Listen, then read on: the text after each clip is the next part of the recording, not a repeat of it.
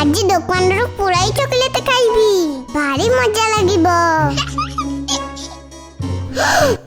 हेले बो कोन आनिया पे कहथिले मु भूली गली तो। हाँ मन पड़िला 3 बोतल आलू 3 दर्जन तेल आउ कौन हाँ गोटे लिटर अंडा। नहीं अंडा माप तो लिटर रे हुएनी आलू तो लिटर रे आसे ताले अंडा माप केजी रे आसुथिबो।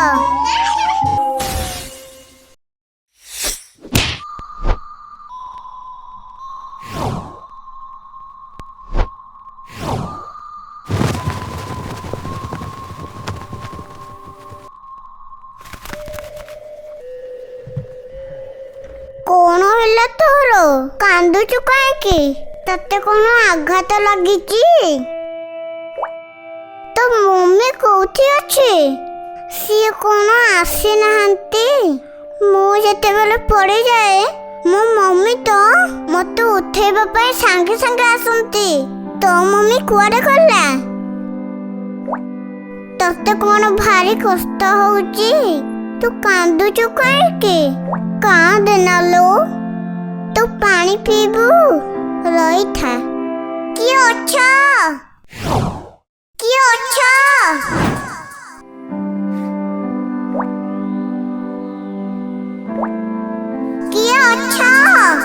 पानी टिका दिया तू डर ना मुँह अच्छी पड़ा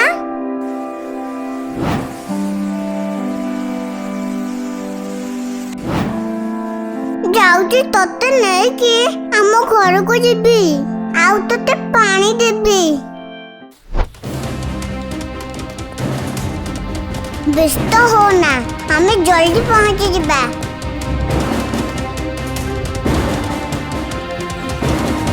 आउ अल्प बात रहिला कहाँ देना लो बापा बहु जल्दी आसा आलू कौन हैला एते व्यस्त है कि काहे ना कुछ मु दुकान को जाउतिली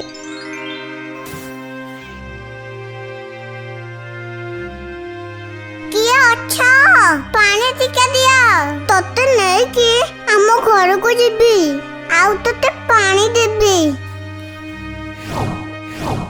गल टिके चढ़ई पे पानी आनिबो।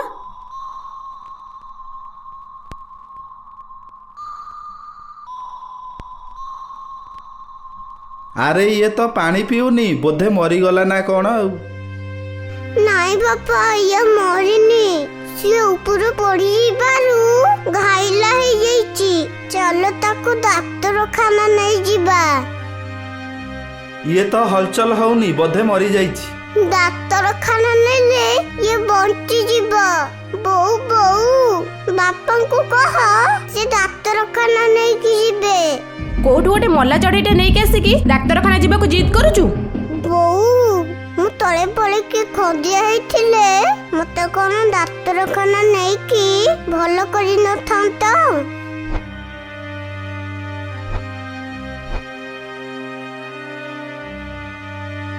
बापा को कहो जिबे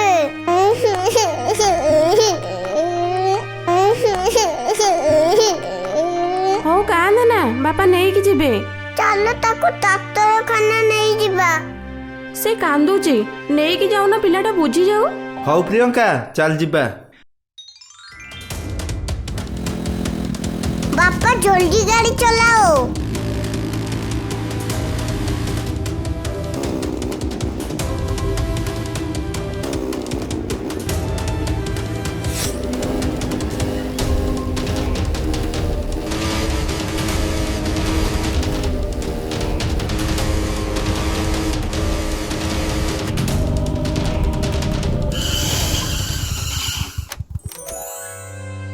डाक्टर बाबू देखिले चढ़ईटा बंची कि नहीं